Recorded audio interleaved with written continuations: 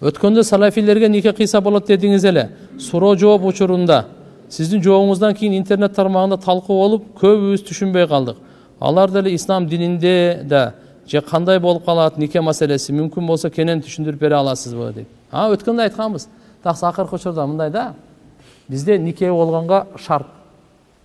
Акылдуу болсун, балагатка жетсин, мусулман болсун деп. Мусулман эмеске нике кыйылбайт.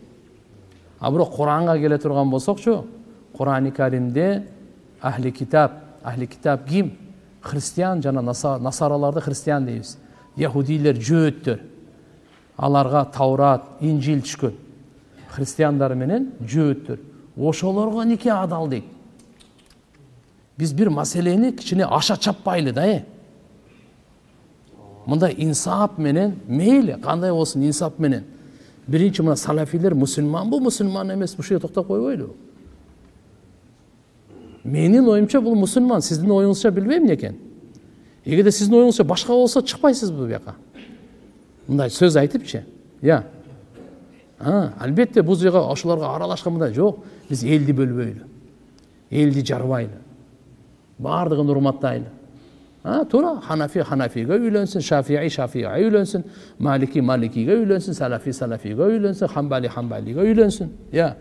Бирок эгерде ушу биринин арасына бир нике кыйылып калса болбойбу?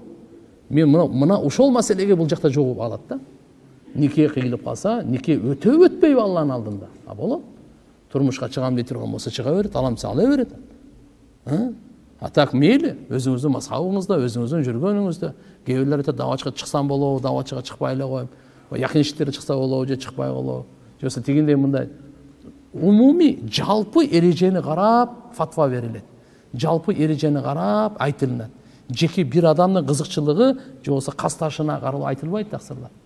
Ошон үчүн иншалла бардык жерде оюмча иншалла инсаф менен кылган жакшы да. Албетте иншалла мейли башка суроо ушундай келген чыкса болот. Булар алхамдулилля дагы айтабыз. Булар Кудай сактасын, астагфируллах, кафир эмес, бу шия эмес. Ханафиге үйлөнө берсин. Ханафиден турмуш ала берсин. Бирок булар менен нике кыя турган болсо, никесин арам деп айта албайсыз. Кудайдан коркун, Куранга эрте кыямат күнү кандай жооп бересиз, аны өзүңүз билиң. Макулбу? Барыгын инсаф менен, адилеттүүлүк менен, ынтымак менен жакшынакай. Эгерде башка далил болсо алып келиң, анан сүйлөшөйлү, көрөйлү. Бир чечимге келели. Эчтеке эмес го. Күн сайын Бишкектебиз, тирүүбүзбү? Эл менен биргебиз, өлгөндөн кийин анан жаназа окуп бир үзгөн коебуз ошол да. Бирок ага чейин тирүүбүз. Любой время даярбыз, эшик ачык.